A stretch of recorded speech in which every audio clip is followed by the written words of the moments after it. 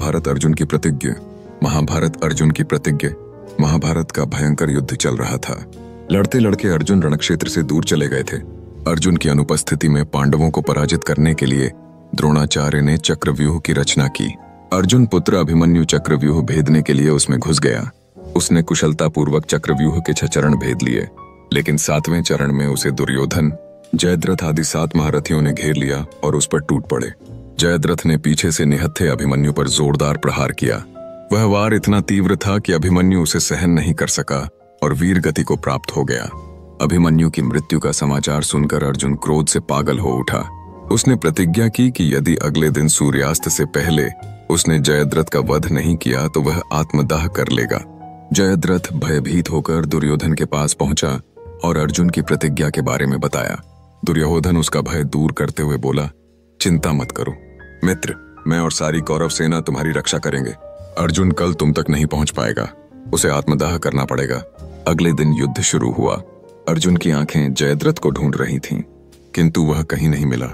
दिन बीतने लगा। धीरे धीरे अर्जुन की निराशा बढ़ती गई। यह देख श्री कृष्ण बोले, पार्थ, समय बीत रहा है और कौरव सेना ने जयद्रथ को रक्षा कवच में घेर रखा है।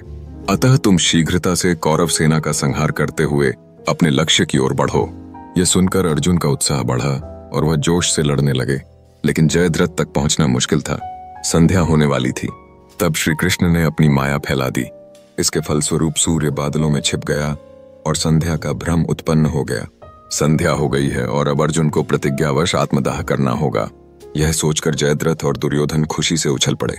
अर्जुन को आत्मदाह करते देखने के लिए जयद्रथ कौरव सेना के आगे आकर अट्टहास करने लगा। जयद्रथ को देखकर श्री कृष्ण बोले, पार्थ, तुम्हारा शत्रु तुम्हारे सामने खड़ा है।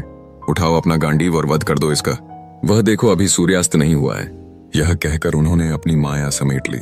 देखते ही देखते सूर्य बादलों से निकल आया। सबकी दृष्टि आसमान की ओर उठ गई।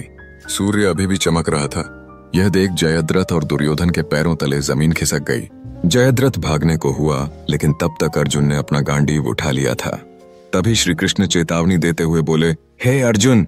जयद्रथ के पिता ने इसे वरदान दिया था कि जो इसका मस्तक जमीन पर गिराएगा उसका मस्तक भी 100 टुकड़ों में विभक्त हो जाएगा। इसलिए यदि इसका सिर जमीन पर गिरा तो तुम्हारे सिर के भी 100 टुकड़े हो जाएंगे। हे पार्थ, उत्तर दिशा में यहाँ से 100 योजन की दूरी पर जयद्रथ का पिता तप कर रहा है। तुम इसका मस्तक ऐसे काटो कि वह इसके पिता की गोद में जाकर गिरे। अर्जुन ने श्री कृष्ण की चेतावनी ध्यान से सुनी और अपनी लक्ष्य की ओर ध्यान कर बाण छोड़ दिया। उस बाण ने जयद्रथ का सिर धड़ से अलग कर दिया और उसे लेकर सीधा जयद्रथ के पिता की गोद में जाकर गिरा।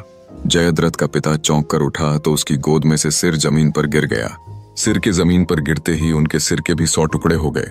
इस प्रकार अर्जुन की प्रतिज्ञा पूरी हुई।